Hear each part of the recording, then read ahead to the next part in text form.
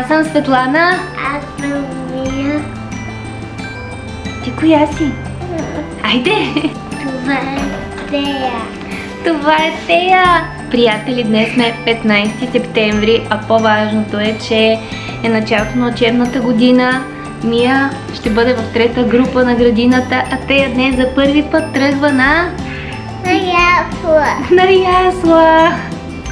Тея, понеже е родена януари месец, за съжаление няма как да тръгне на градина. В нейния набор се приемат децата все още на ясла, така че тя може би ще бъде най-голямата. Научила е вече доста неща от крака си, но запечатваме това, защото, знаете, тръгването на градина на ясла е едно от големите неща за нашите малки герои и нашите дечица, за това искаме тук да ни остане за спомен. Тея, ходи ли ти се, маме, на градина? Кажи сега. Да. Но не я заходи, защото вчера видя луките и вече иска и не се страхува дори. Да. Сега ще Не снимам мога да Батман. бъде като мен да плаче в градината. Ти почти не си плакала, Мими. Забравям. Мими, я да видим твоята раничка. С каква раничка си днес? На Елза и Ана. Тея, ти с каква раничка си? Ето раницата на Тея. Ние казваме, че това са Мия и Тея, нали, мами? Много сте красиви, много сте елегантни. Другото момиче се гледа, че не те е има очила както те. Да, Тея носи слънчеви очила. А Мими, какво ще пожелаеш за началото на учебната година на всички деца? Да се изгарат добре, здрави, силни Да се учат хубаво и в училище. и да учат много неща. Браво! Дай Боже, Мими, всички дечица да са здрави и да имат желание да учат и да се развиват. Ти какво ще пожелаеш за първия учебен ден, мами? Да ям торта. Да ядеш торта! Голямо пожелание и никак не е егоистично, държа да отбележа. Кажи, мамо, ти какво искаш да правиш най-много в градината сега? Да играя. Да играеш с децата! Браво! Нали няма да плачеш за мама? Да, но ще трябва да те запишат на гимнастика или пък на... Те, мамо, малките дечица не ходят все още на такива неща, само от градината. Аз като майка изключително много се вълнувам, разбира се, от предстоящите промени. Сега тръгваме за градината. Ще бъдат двете деца в една градина и си стискам палци специално за Тея адаптацията да мине успешно и тя да влезе с голямо настроение, защото, честно да ви кажа, откакто се е родила всъщност, тя е супер привързана към мен. Така че стискам палци, всичко да е добре. Хайде на добър час на децата. Това се прави за здраве. Нали? Не дейте да джвакате вътре сега. Хайде, мамо.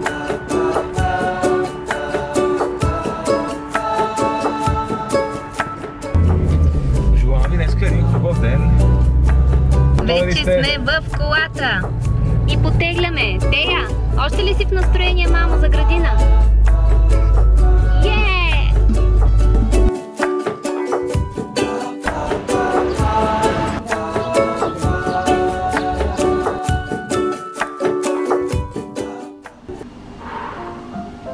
Така, приятели, оставих децата в градината и вече съм у дома. Може би изглеждам спокойна и отпочинала и в настроение, но истината е съвсем друга. Доволно си поплаках.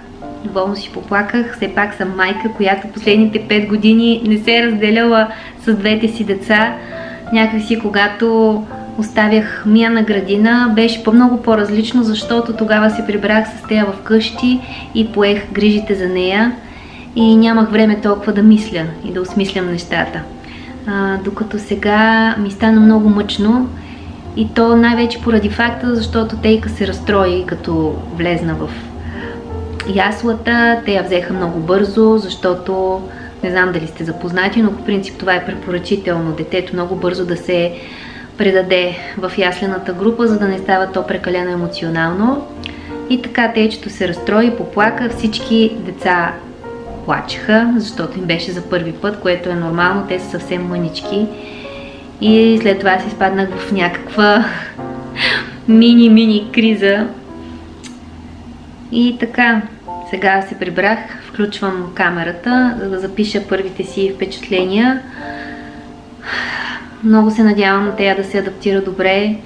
Това, което ми направи много добро впечатление, е, че госпожите в нашата ясла специално, въпреки че е държавна, направили сме Viber група и веднага започнаха учителките да споделят снимки на дечицата и да казват кое как се адаптира и да водят някаква писмена комуникация с родителите, което аз изключително много оценявам, защото когато получаваш обратна връзка за детето си, това наистина е много ценно, особено като му е за първи път в такова заведение и не знаеш как ще реагира. За съжаление, първите снимки на Тея бяха, че тя така не беше в настроение. Учителките ми писаха, че е отказала закуската, но след това е обядвала. Обядвала, което ми дава добър знак и надежда, че нещата ще потръгнат. Но при Мия, разбира се, това разстройване го нямаше, защото тя тръгна на 3,5 направо на градина и си беше вече голямо дете, беше слушала страшно много за градината на нея самата и се ходеше, за да влезе в контакт с по-големи дечица, докато тя, разбира се, все още е по-мъничка и може би затова толкова го изживява. Всъщност какво се очудвам? Аз как го изживявам като възрастен човек, а камо ли едно малко дете, което го поставиш в такава непозната среда. Толкова мога да ви споделя за сега от първите часове на градината. Лично аз днес смятам да съм максимално заета в къщи, да чистя, да подреждам, да мия, да свърша малко работа на компютъра, само и само да не мисля толкова за това как е детето ми, защото иначе мога да се побъркам.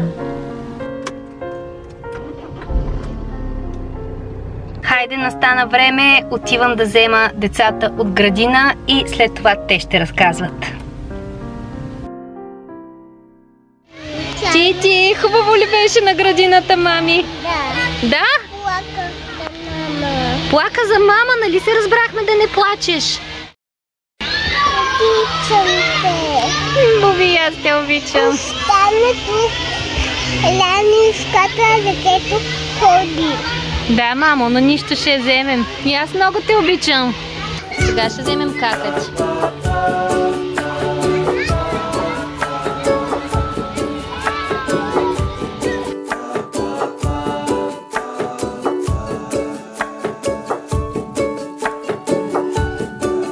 Така, ние се прибрахме в къщи. Не можах да снимам, защото трябваше да шофирам. Но ето ги двете принцеси с първи коментари от детската градина. Първо да видим ето това момиченце, което днес малко си е поплакал. Тейко, как беше на детската градина? Добре. Ти какво прави там? Плака. Плака ли? За кой? За мама? Да. А игра ли си с децата? Да. Казвах мама как е навънка. Ти беше навънка. Не, мама беше на работа. Не, мамо, просто мама... Нали знаеш, че мама ще ходи на работа и затова те е оставила. Но мама винаги идва да те вземе, както и кака Мими. Запознали се мами с нови деца? Да. Хубаво ли беше? Как се казваше поне едно момиченце? Я кажи как се... запознали си с някоя приятелка? Как се казва? Беше името. Забрави ли я? Да. Да не е Теди. Да. Теди ли беше? Да. Добре. Мими, как мина твоя ден, мамо? Страхотно. Деди беше градината. Сутринта ядохме филийки с чайчи. Бозля ни показаха нови книжки. И в новите книжки имаше по една картичка. Госпожата ни я показа и в нея имаше отбелизател. Отбелизател. Да не е книгоразделител. Да, Отбелизател. Добре, хайде да ходим да ви взема нещичко. Нещо малко. Влезам. Хайде, за послушните деца. Ама аз съм здравословно. Прощавайте, како Мими. Добре, върни ми близалката. Добре, ще ям. От теб да мине. Кака Мими вече е на здравословна храна. Лауката. Аз и татолих на лауката дама. Добре, сега ще ви отворя. Хайде да ходим на разход. Промяна в плановете, прибрахме се, защото децата са гладни. 5 часа след обед сме, но сега ще хапнат една хубава супичка с кротони. Тея не е яла много в детската градина и специално искам тя да си хапне хубаво, за Мия съм по-спокойна. Ето какво им приготвих. Зеленчукова крем супа с кротони.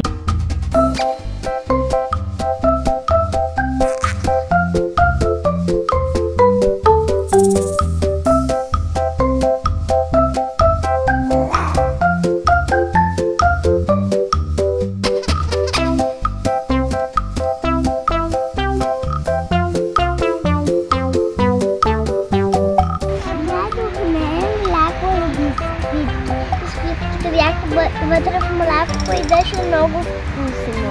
Така ли? Беше направо сладко. И на търсото имаше цяла дискотека. Видях дискотеката, видях едно видео, беше качил госпожата. Да. Какво правиш тук? Какво правиш тук? Не. Ей, не.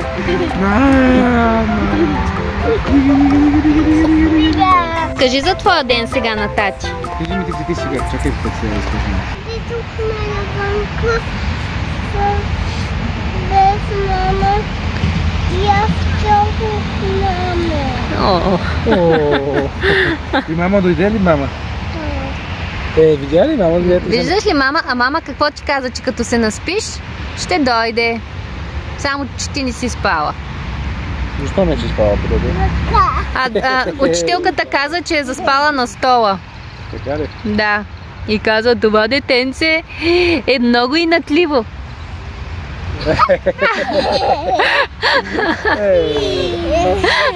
Как се радва. Голям характер. Пиши да играем кралица.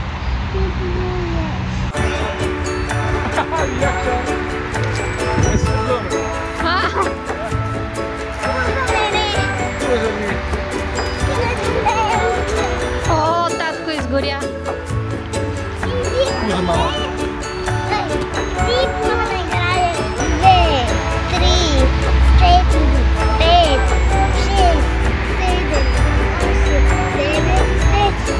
Готово, скриха се, Мими, скриха се.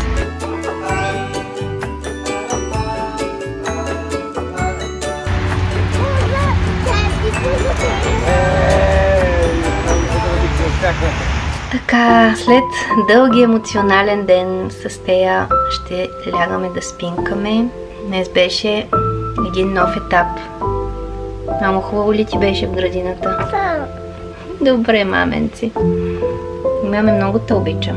Гордея с теб, че се справи в днешния ден. Казваме ви лека нощ и до нови срещи.